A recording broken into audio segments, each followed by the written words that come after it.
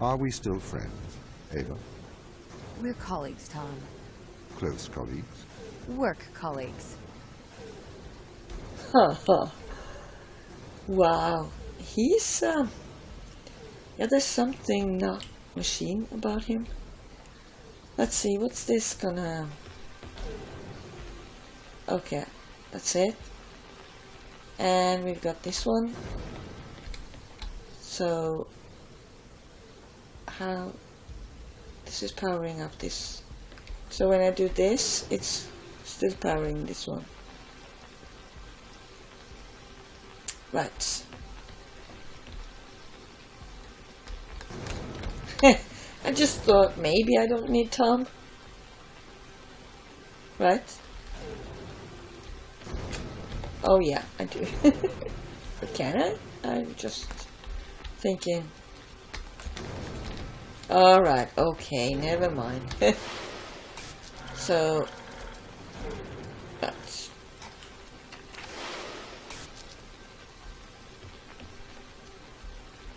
Okay, now you can move.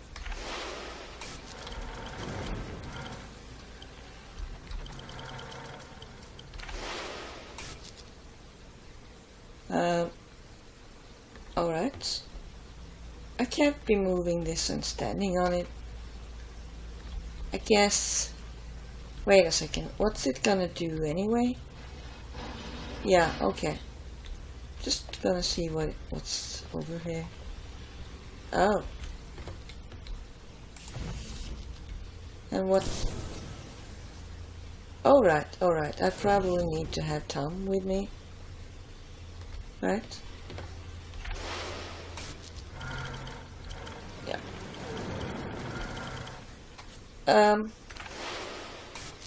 Right, and then... Let's see, do I want to stand on this one and do it? I don't know. Can I? No, yes I can. Just in case. Well, if that bridge had gone away, then Tom wouldn't have been able to get to me, so... I don't know, I'm just moving. I think... Perhaps this is...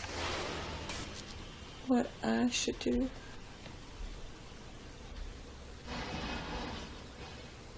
Right, let's see. And we've got a camera. What's happening here? I need that. Yeah.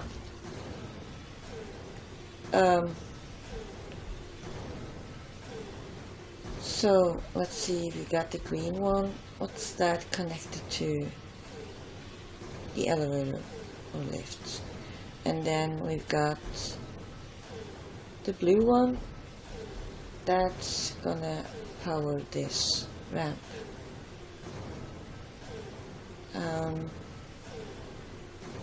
This one is powered up. This one is not. So, what's this? Right. Okay. So I want to go up and check what's there, I guess. Do I? I don't know. Well, yes, I do. Okay. That... Wait, where am I? Right, let's try that again.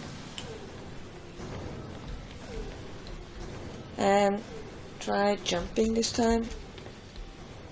Right, so... Okay, that door is powered from the same thing. That's gonna break. This one, perhaps? Wait a second, there's another one here? What's it doing? Oh, okay. So, what else? So I guess this one needs to go, I don't know, down.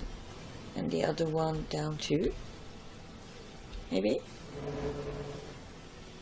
Let's see. So if I push this one down, but why?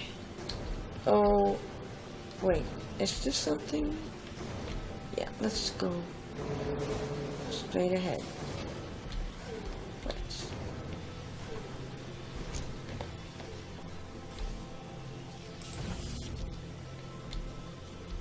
So, we got this green one. And we've got the camera. Let's see what it does. Wait a second. That was sort of weird that it was pointed towards the wall. So there's Tom. Maybe I should... yeah, let's just have him move over here. And... yeah. So I've got this green one. And did I manage to open or unlock something up here? Don't think so. Well, yes. No, that door was... So now I need to cut... Yeah, let's try... have Tom do something useful. How about I could do that, but that's not opening the door. So for now, I'll put it back. And yeah. Did it? No, that was not what I had hoped. So I still need to cut the power, do I? No. That's not how it works. So, what's this actually powering?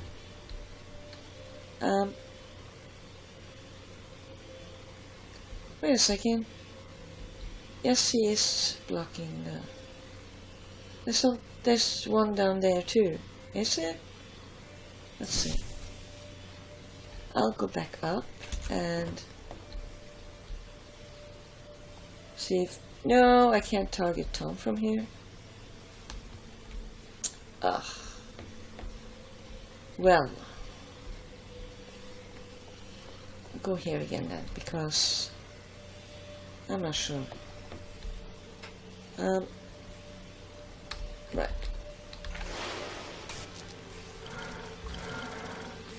Oh no, it's this one. Can't do anything with that.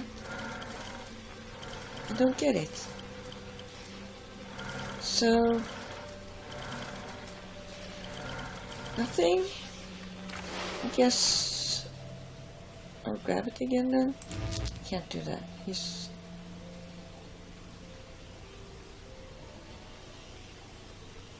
Right, so this thing needs to...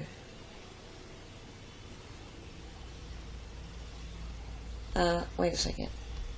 Let's go up and try this again. Wait, again, no, I can see it from here, I guess. Let's see. Yeah. Okay. Damn, I can't see Tom from here. Camera? Yes.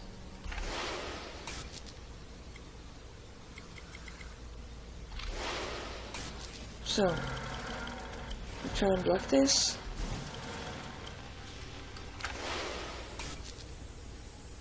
Yeah. And of course there's another elevator. So, is that gonna help Tom moving? Maybe?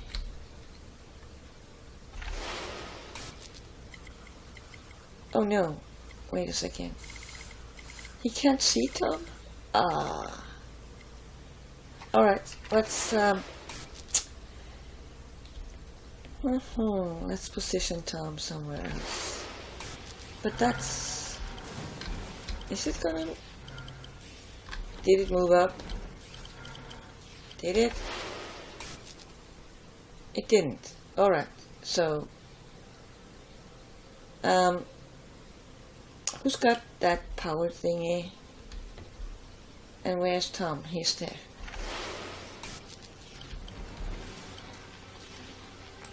He's got one already. Right, so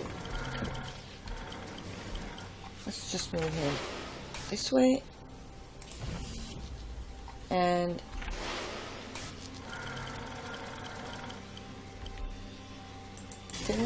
there we go. Just testing stuff here. Right, so can she even get to one of them? Don't think she can. No, she can't. Let's see, what did I not see here? I don't know, let's try this again.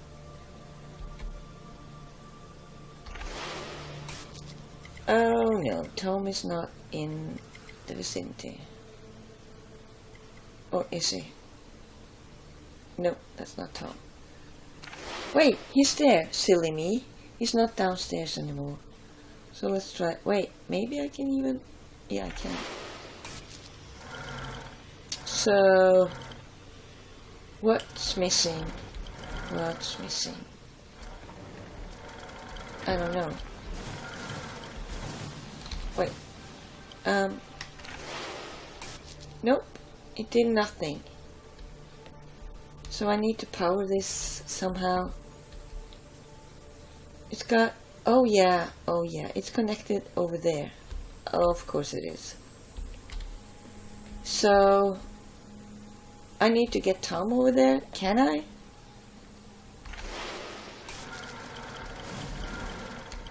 But now he's got no...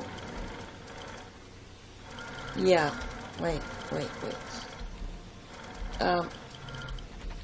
Up and... Let's get this to... Come on. Oh, he can't use them? That's not fair.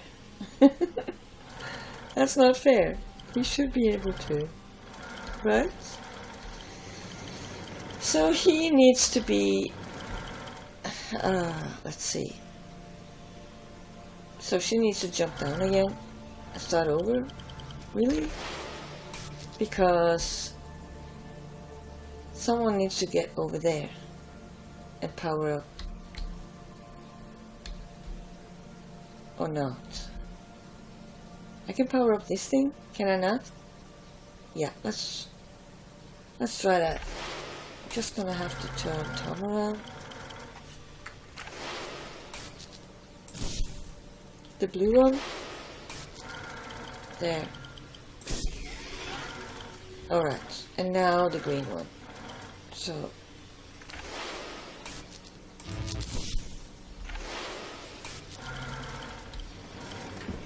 Can you jump?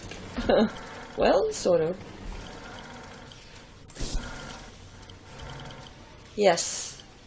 That's exactly it. Well, is it? Yes, it is. I was just... Yeah. Ava, I don't wish to be heavy-handed. The severity of your actions here are immense. Selfish action could create an extinction event. Do you understand? Ava? I get it. Yeah. We do.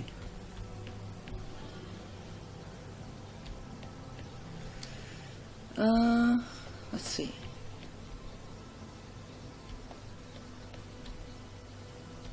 Let's just pick up this one. Maybe I should have... Wait a second.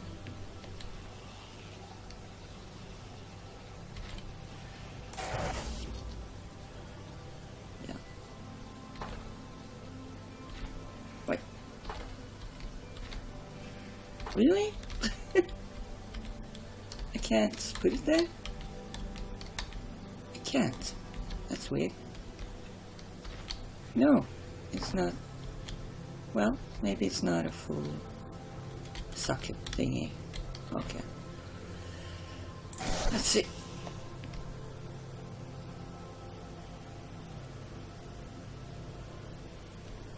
Weird. Is it a delay here? No, it's not. So, I can't put it there.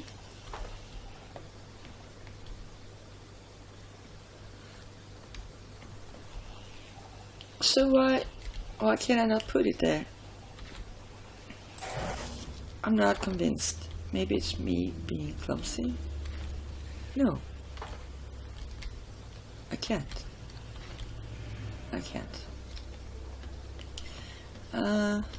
Just gonna check. Nothing here. Right, so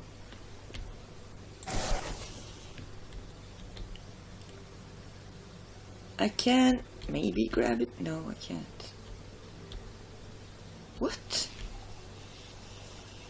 Alright, let's see.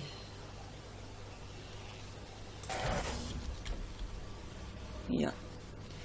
That's what I thought. I can't go. There's gotta be... Is this something? A camera? Something? No.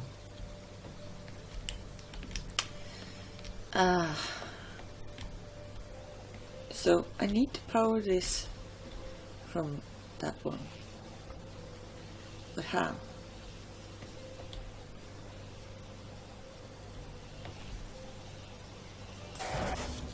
Yeah, that's not... I don't know. I don't know. And if I'm fast enough to put it there, I'm stuck. Or maybe not. But it's not gonna work. No. I can't do that quick enough.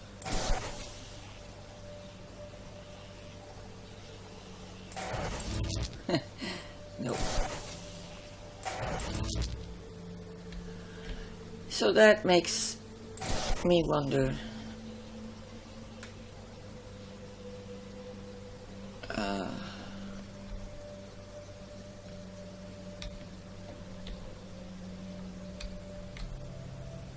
Nope. So I wonder, can I keep the doors from closing? Let's see. Yeah, but that's not going to help, is it? Well, maybe. Actually, wow, that's a new one.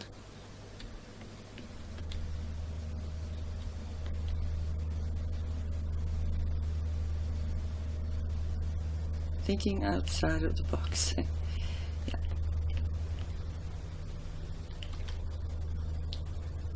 That's a lot of reading. Damn it. John Searle and I have a deep disagreement about how to study the mind. For Searle, it is all really quite simple. There are these bedrock, time-tested intuitions we all have about consciousness, and any theory that challenges them is just preposterous.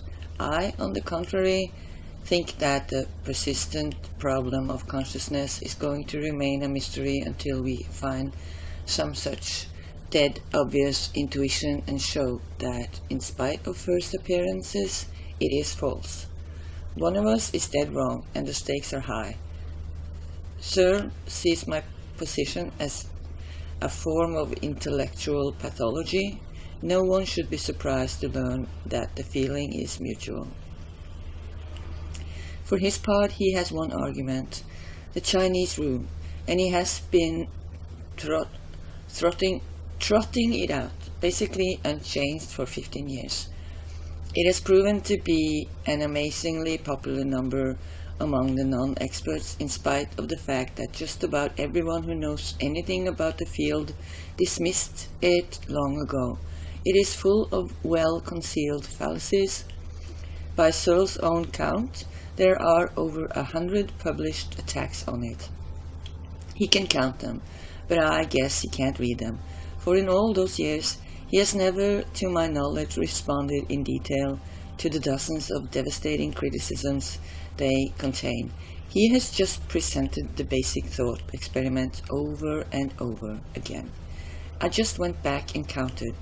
I am dismayed to discover that no less than 7 of those published criticisms are by me in 1980, 82, 84, 85, 87, 90, 91, 93.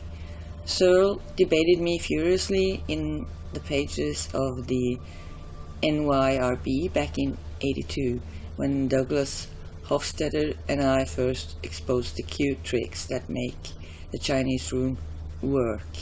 That was the last time Searle... Is it an E or a C? I'm not completely... Yeah, it's an E. Last time Searle addressed any of my specific criticisms until now.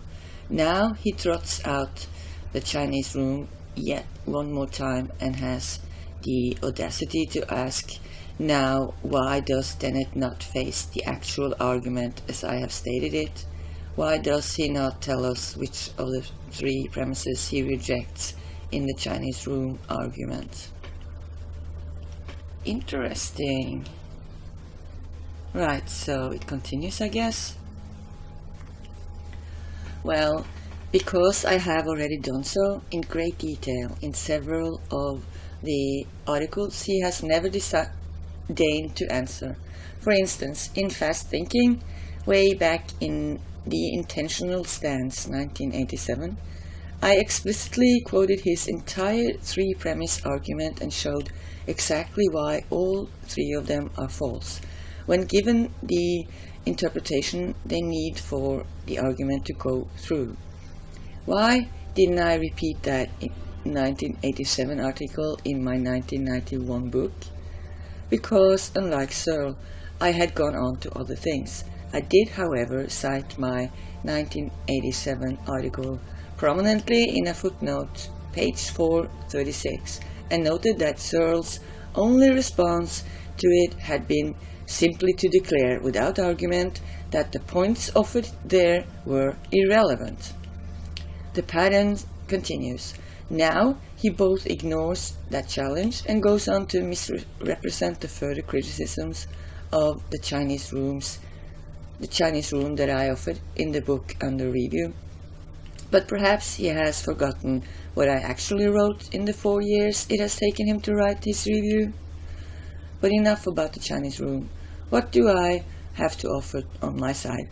I have my candidate for the fatally false intuition, and it is indeed the very intuition Searle invites the reader to share with him.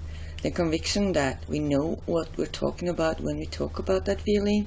You know, the feeling of pain that is the effect of the stimulus and the cause of the dispositions to react. The quale, the intrinsic content of the subjective state. How could anyone deny that? Just watch, but you have to pay close attention.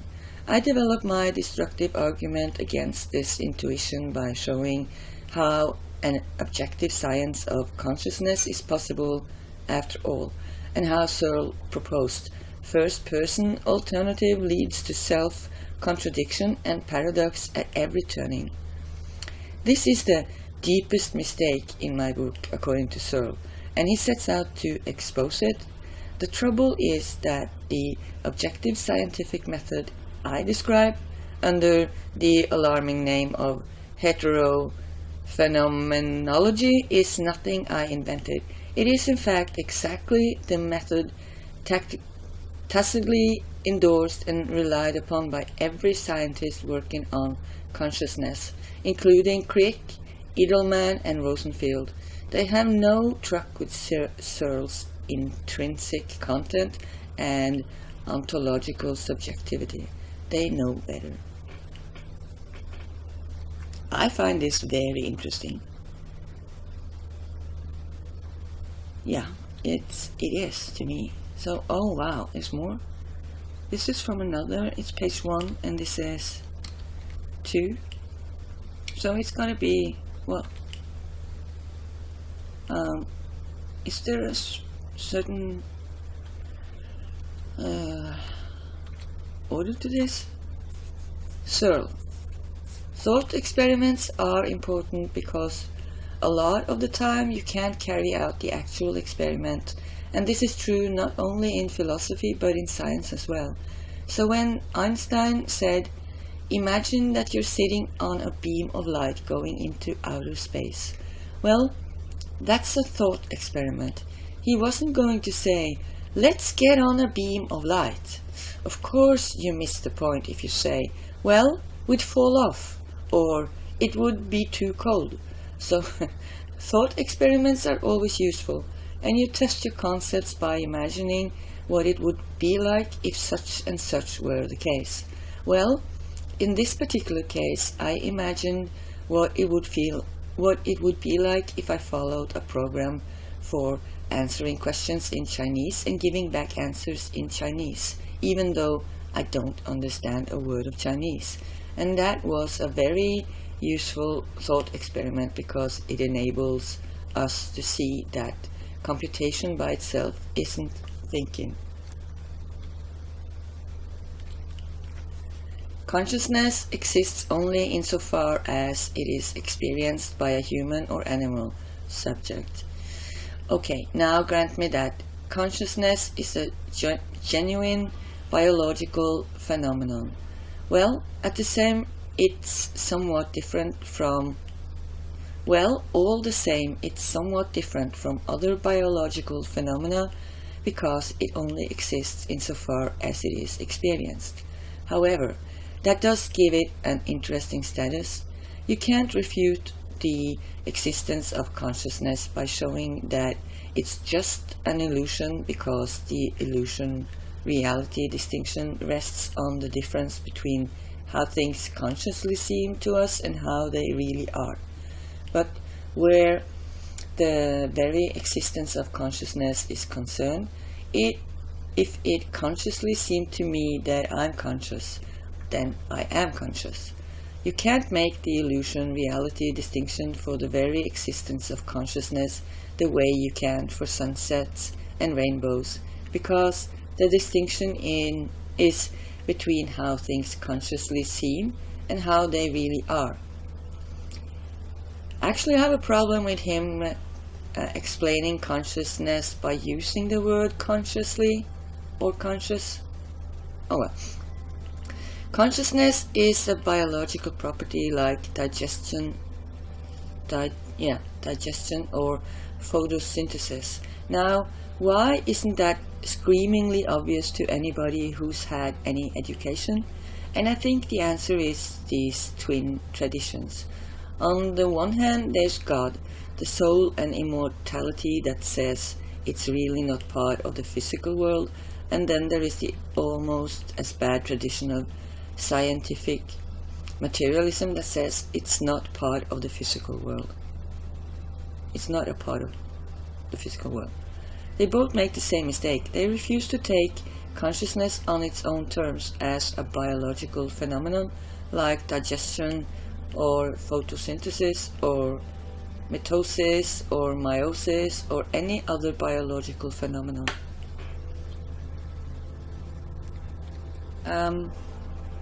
Well, you can measure photosynthesis, can't you? Can you not? Well, actually you can measure brain waves, but that's not measuring consciousness. And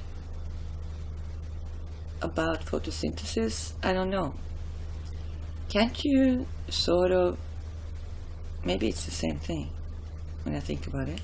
You can measure the results of it, but you can't really measure when it's going on. You can measure the results, I think, is what his meaning is talking about. I think we all really have conscious states. To remind everyone of this fact, I asked my readers to perform the small experiment of pinching the left forearm with the right hand to produce a small pain. The pain has a certain sort of qualitative feeling to it, and Such qualitative feelings are typical of the various sorts of conscious events that form the content of our waking and dreaming lives. Such events are the data which a theory of consciousness is supposed to explain. In my account of consciousness, I start with the data. Dennett denies the existence of the data. To put it as clearly as I can in his book, Consciousness Explained, Dennett denies the existence of consciousness. He says correctly that when I wrote my review, I took his book to be his definitive statement of his position on the Chinese room and did not consult his earlier work. In fact, I did not know that he had produced a total of 7 published attacks on this one short argument of mine until I saw this letter. He now claims to have refuted all 3 premises of the argument in 1987. But I have just reread the relevant chapters of his book and find he did nothing of the sort, nor did he even make a serious effort to attack the premises. Rather, he misstates my position as being about consciousness rather than about semantics. He thinks that I am only concerned to show that the man in the Chinese room does not consciously understand Chinese, but I'm in fact showing that he does not understand Chinese at all, because the syntax of the program is not sufficient for the understanding of the semantics of a language, whether conscious or unconscious. Furthermore, he presupposes a kind of behaviorism. He assumes that a system that behaves as if it had mental states must have mental states. But that kind of behaviorism is precisely what is challenged by the argument. So I have to confess that I don't find that the weakness of his arguments in his recent book is helped by his 1987 arguments. So, now I'm confused. I thought it was... Wait, no, this is Searle speaking, right? Alright. Wait. Where's... I'm missing a page? I certainly am. So I wrote the wrong... I read them in the wrong order this time? Yeah. Missing a page. So let's... To perform her italics. This statement is quoted by Hartree, 1949, who adds, "This does not imply that it may not be possible to construct electronic equipment which will think for itself, or in which, in biological terms, one could set up a conditioned reflex which would serve as a basis for learning.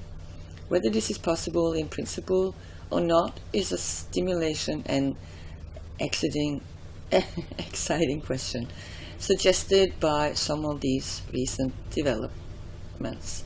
But it did not seem that the machines constructed or projected at the time had this property." Argument from continuity in the nervous system. The nervous system is certainly not a discrete state machine. A small error in the information about the size of a nervous impulse impinging on a neuron may make a large difference to the size of the outgoing impulse. It may be argued that, this being so, one cannot expect to be able to mimic the behavior of the nervous system with a discrete state system. Yeah. It's so very interesting, so if it's boring to anyone else, I totally get it. Is this page 1 of the... "And the Lord God formed man of the dust of the ground, and breathed in his nostril the breath of life, and man became a living soul." So this is the other side of any argument, I guess. The imitation game. I propose to consider the question, can machines think? The new form of the problem can be described in terms of a game which we call the imitation game. It is played with three people, a man A, a woman B, and an interrogator C, who may be of either sex. The interrogator stays in a room apart from the other two. The object of the game for the interrogator is to determine which of the other two is the man and which is the woman. He knows them by label X and Y, and at the end of the game he says either X is A or Y is B, or X is B and Y is A. The interrogator is allowed to put questions to A and B. We now ask the questions. What will happen when a machine takes the part of A in this game? Will the interrogator decide wrongly as often when the game is played like this as he does when the game is played between a man and a woman? These questions replace our original Can Machines Think? The question and answer method seems to be suitable for introducing almost any one of the fields of human endeavor that we wish to include. We do not wish to penalize the machine for its inability to shine in beauty competitions, nor to penalize a man for losing in a race against an airplane. The condition of our game make these disabilities irrelevant. The witnesses can brag if they consider it advisable as much as they please about their charms, strength or heroism, but the interrogator cannot demand practical demonstrations. Interesting. Yeah, that's an interesting question. The game may perhaps be criticized on the ground that the odds are weighed too heavily against the machine. If the man were to try and pretend to be the machine, he would clearly make a very poor showing. He would be given away at once by slowness and inaccuracy in arithmetic. May not machines carry out something which ought to be described as thinking, but which is very different from what a man does? This objection is a very strong one, but at least we can say that if, nevertheless, a machine can be constructed to play the imitation game satisfactorily, we need to be troubled by this objection. It might be urged that when playing the imitation game, the best strategy for the machine may possibly be something other than imitation of the behavior of a man. This may be, but I think it is unlikely that there is any great effect of this kind. In any case, there is no intention to investigate here the theory of the game, and it will be assumed that the best strategy is to try to provide answers that would naturally be given by a man. Excerpts from Computing Machinery and Intelligence, Alan Turing. Right? Awesome. That's so cool they put it in here. It is. Let's see, we've got a lot of reading. It's going to be one of those episodes. I now proceed to consider opinions opposed to my own. The theological objection thinking is a function of man's immortal soul. God has given an immortal soul to every man and woman, but not to any other animal or to machines. Hence, no animal or machine can think. Who's been writing this? The heads in the sand objection. The consequences of machines thinking would be too dreadful. Let us hope and believe that they cannot do so. The mathematical objection. There are a number of results of mathematical logic which can be used to show that there are limitations to the powers of discrete state machines.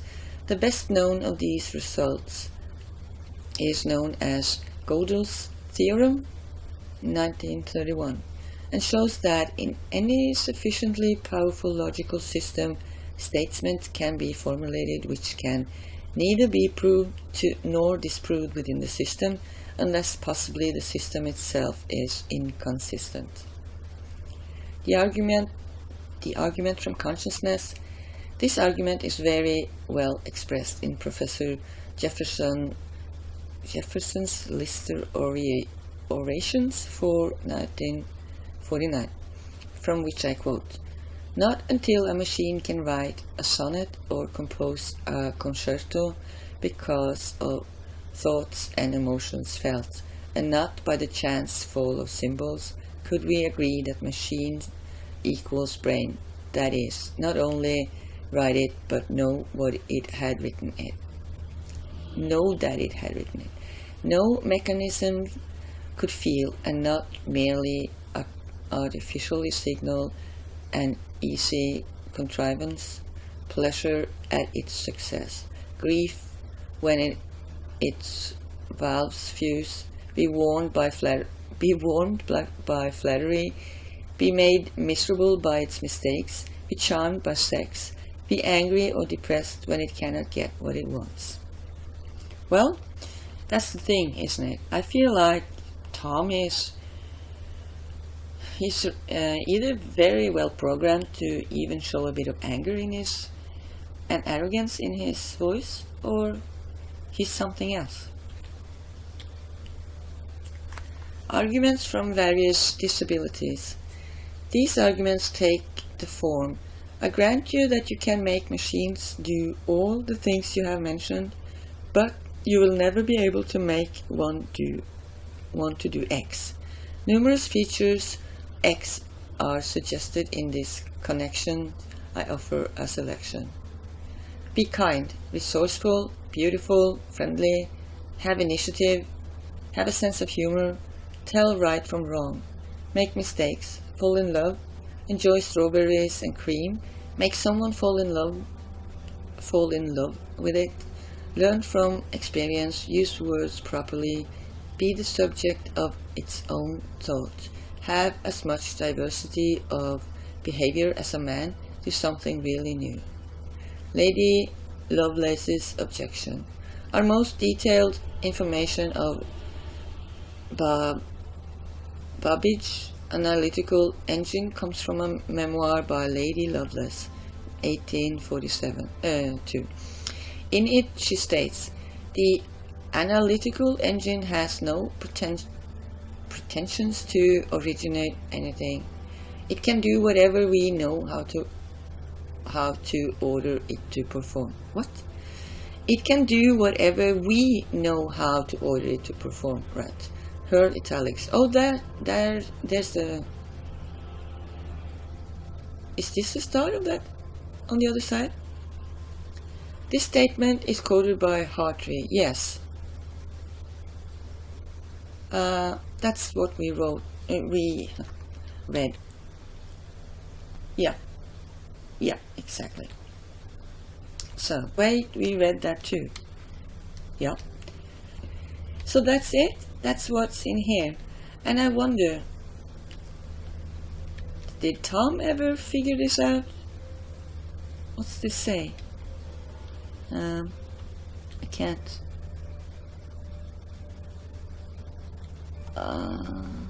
Collect this at something for the Earth time. I'm not sure what it's in there though. Communication ops, is that what it says? I don't know. But wow, that was a lot of reading about, well, machine versus man or consciousness. It's interesting. So I guess that was it. And I think I'm gonna wrap it up here because I feel like this episode has been long with all the reading. Thanks for watching. Bye.